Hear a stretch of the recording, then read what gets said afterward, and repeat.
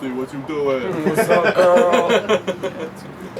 Oh, that's cool. You're hanging. Didn't that see thing you up even there. gives you the rule of thirds graph. That's awesome. How interesting. So cool. Enjoy the rule of thirds on this little camcorder. The next question I'm going to have to read because it's super long. I edited it down. It was like 3 or 4 paragraphs. I've got it down to like 1.5, so I'm going to have to read this line by line. So the question is from Film Prospector, and he says that you guys, he or she says you guys are the best fucking live band ever. Saw you at, Blues on the Green. And he kind of gave a breakdown of each of you. So he says, the bassist is fucking crazy and a blast to watch. The lead guitarist / lead singer is right up there with the best I've ever seen. The drum finale at the end was off the hook, and my girlfriend fell in love with the keyboardist when he was sweaty and shirtless. All ego stroking there. I could read 4 paragraphs of that. I should keep going. I'll email it to you guys afterwards. The question is though, he says, Curtis, as the lead singer, you seem kind of the most shy out of the band. Is that accurate, or is he kind of crazy? It's probably true. Totally accurate. Yeah. Definitely the most introverted out of all of us. Shy. I wouldn't characterize myself as shy, but a bit quiet and laid back. I would just say you're mindful of like speaking enough to where like when you don't feel the need to speak, you just sit there and listen. All right. So the next name I'm gonna have to read is Aaron Francis Benson Carr Seifert. Wants to know, you know who that is? I saw that. No, it's Aaron Cypher. Okay. Yeah. All right, so he wants to know, when did AJ get good at singing? He used to sound like okay, let's start that again. When did AJ get good at singing? He used to sound like 2 cats fornicating in a heroin den. When I read that, I was like, oh my god. That's actually what Jack used to sing like too. So. Yeah, it's like, and I knew Aaron like way back. Like I knew his family. Actually, he's like I knew him just through family, yada yada yada, and Heroin den, hanging out. Yeah, definitely. Oh no, and no, that's funny. I knew him a long time ago, and like I worked with his brother in like 2006 or something, and he works with a studio that works with Sleep at the Wheel, and so they're all involved. So and so that's funny. He definitely like heard me in some pretty early days. It sounded pretty cool, but no, it was funny. He was just giving me a hard time. So a similar question comes from Mike Leese, and he wants to know whether Jack hurts his voice by singing like that. You kind of lose your voice during the course of the night. Not normally, but it is like on tour sometimes. Like if maybe doing like 3 or 4 shows right afterwards. If the beginning of a tour, I'd say like 4 to 6 shows in. Those are very difficult, doing it night after night, and then after that I get real strong and I'm ready to go for the rest of the tour. So, yes and no, but mostly no. I've figured out how to kind of get the right sound without damaging myself too much. So back to Aaron Francis Benson Carr Seifert? Cypher. Yeah. He wants to know, when sharing a groupie on tour, is it bad form to cross swords? Well, in the dark, we're all about community. Yeah, sure, whatever. We're very open. I don't know. But at the same time, though, like, I'm not gonna go out of my way to cross swords. It doesn't matter as long as the balls don't touch. Yeah, it's only gay if balls touch. That's the secret rule. Mike also wants to know what happened to the 14-inch party dildo. 17 17 inches, yeah. and it's still in my drawer at home, and I completely forgot to bust it out for my birthday just recently. Yeah. It's kind of Tradition's dead. It's made an appearance at most there. of Jack's birthdays, actually. It's got some stuff. It's kind of got mold on it. It's a little gross. I didn't want to say that, but there are in fact spots of mold on it. Yeah, the rubber kind of only stays fresh in the trunk of your car for so long. Keep that in mind. Yeah, I like that you kept that dildo in stasis party mode in your trunk at all times. Yeah, it shows. It will be awakened for this party. Vic T wants to know, we've sort of spoken about favorite musicians. Who are your favorite composers or songwriters? Songwriters. Anybody that pops into mind, because I think of more about the music and less about, who's writing it. Robbie Robertson, Jimmy Page, Muddy Waters. Yeah. Lennon and McCartney, you can't argue with that. Those guys are great. So Vic also wants to know, for each of you, who's the most beautiful woman alive? Fuck. You got all your girlfriends and moms sitting Still at on home. the other holding question thumbs. right now. What's going on? Oh, yeah, I mean, You if you've combine got the an two. answer- Oh, Linda Ronstadt. Okay. Yeah, 2 birds in one stone. There you go. Stevie Nicks. Alright, Dreams the song on, what is it? It's on Rumors, the album by Fleetwood Mac. It just got a thing for 70s literally Stevie just Nicks. stuck in my head all day long. Most beautiful woman alive. I definitely put 70s Stevie Nicks in my top 5, for sure. I've always been a fan of Halle Berry. It's definitely Yeah, like that's a top good one one. up there. When Monsters Ball came out, did you just like, you're like, well, I that's never my saw Christmas that. present? I don't know why. Well, she's boobs out, that's why I was... I've seen the snapshots. I've never Okay. seen the movie. I haven't seen the movie, but I've seen the important parts. Man, I can't even decide. And I'd say I like probably Mila Kunis, actually. She's a Yeah. huge nerd. She Oh, plays yeah. World of Warcraft. Yeah. I mean, and I'm not a fan of that game, but it bodes well for her. Sure. I'm gonna stick with Stevie Nicks. Yeah, I'm stuck over there too. Or Linda.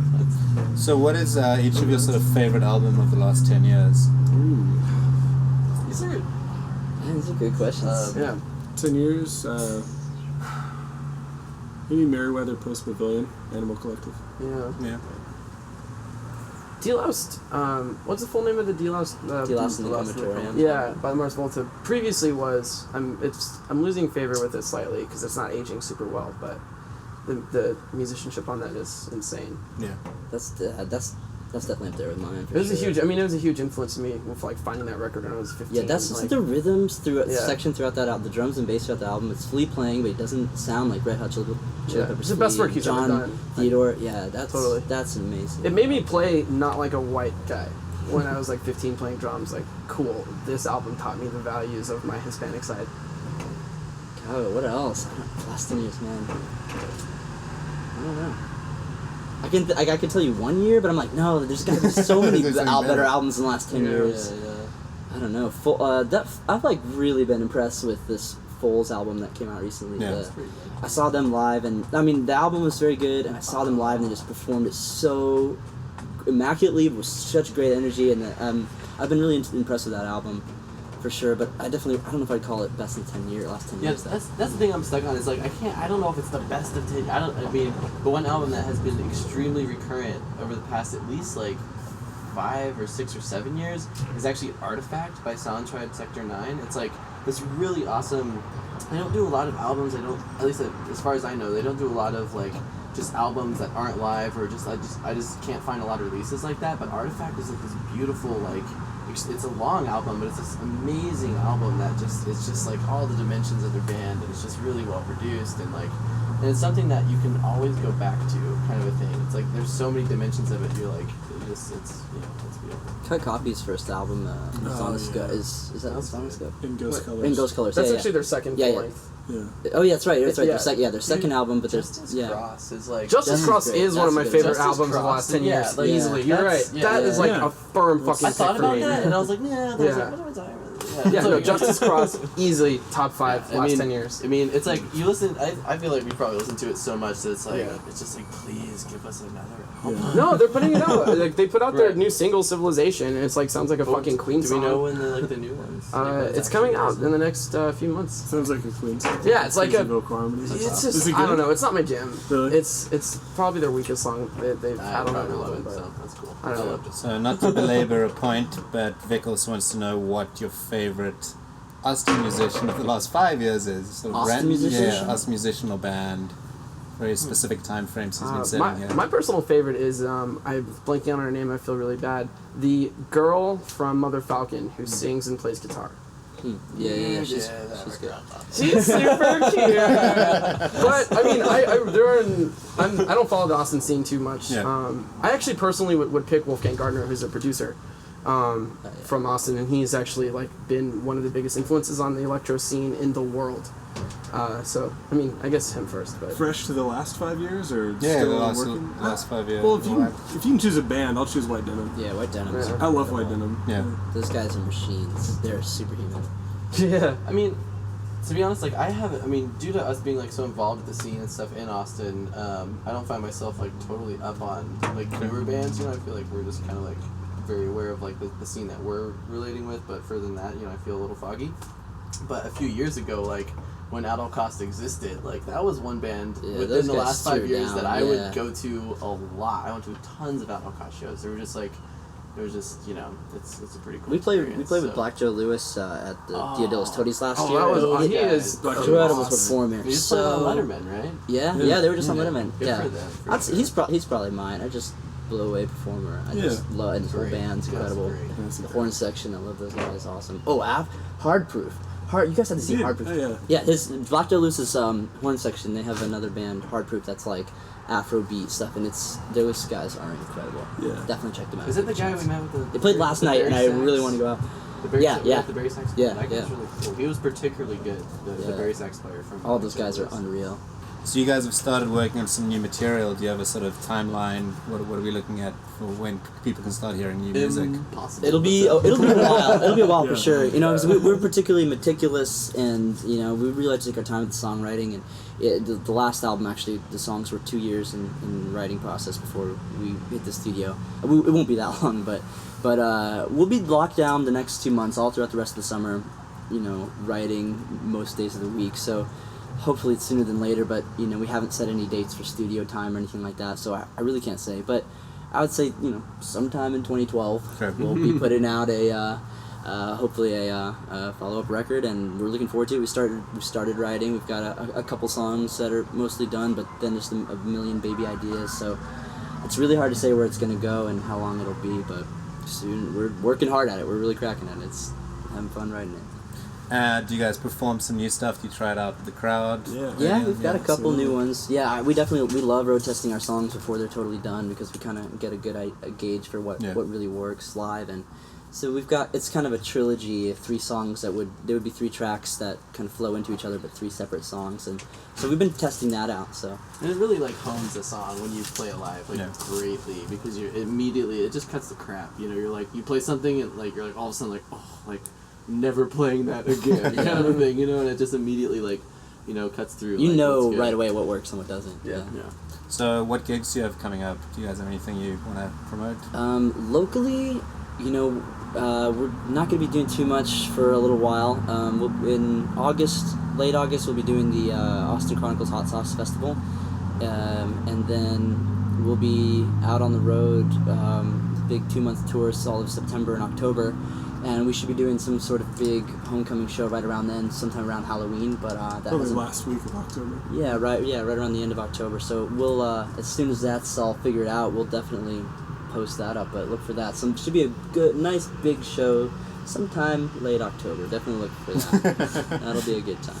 And aren't you jumping on the road in the next?